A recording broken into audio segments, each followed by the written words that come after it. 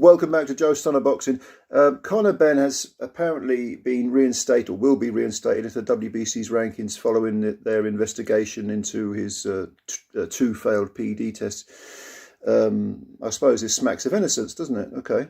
Well, first of all, the WBC is one sanctioning body, so even if they'd found him, guilty in inverted commas, he'd have still had three other major sanctioning bodies to go to get ranked. Eddie Hearn has given interviews saying that they're not happy with the Boxing Board of Control. Conor has threatened the board with his lawyers. And the reason is that the board had this information and sat on it, which ended in Matchroom and DAZN losing a lot of money. Conor seems to be blaming them for the fact that his name is now mud. And there is some legitimacy to that argument, because there was a long period of time when the board didn't do anything. But Eddie is someone who, for the last 10 years or whatever, has been very vehement in his opposition to PEDs. And he knew that Conor had failed 2 drug tests. So you can make the argument, well, you knew you had this information as well. Why did you continue with plans to promote him without any kind of internal investigation? The 270-page document, which of course was produced after the fact of him being popped,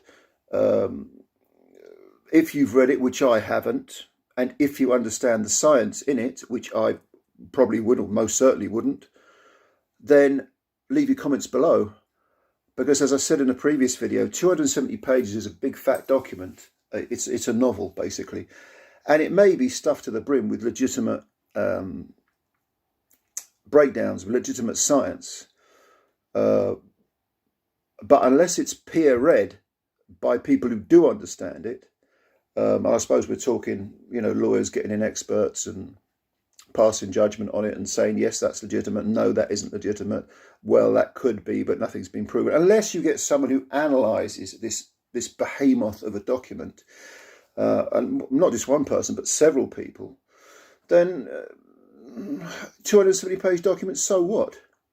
Have the WBC done this? Have they analysed that document and said, okay, that's a legitimate reason for the 2 failed tests? It proves that Conor was innocent. Not it could be that Conor's innocent, but no, does it prove he's innocent? Because those are 2 very different things.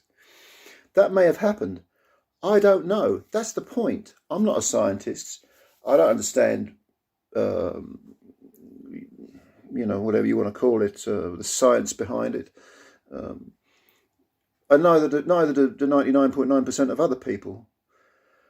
So, is it possible Ben's system was contaminated, that the results were contaminated of the 2 tests, not 1 but 2 tests? It's feasible, but to be honest, I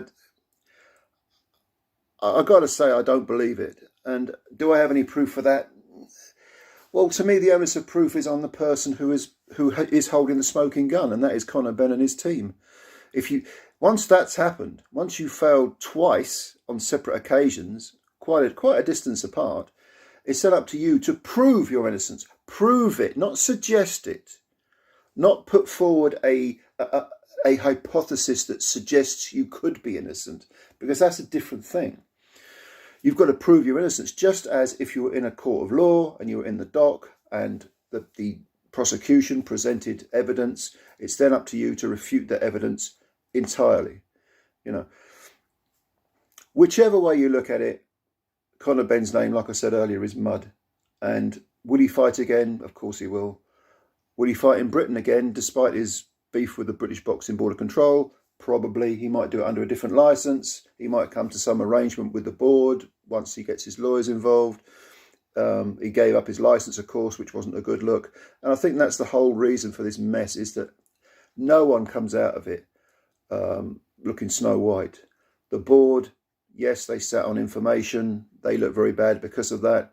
Matchroom and Eddie and Calla and Wasserman, they all look bad. They all look bad, and they all deserve to be looked bad, because they all behaved in a way that didn't really suggest they were deadly serious and no nonsense about PED use.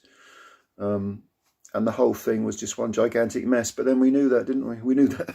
We knew that last year. So yeah, just some further thoughts on this whole sad episode.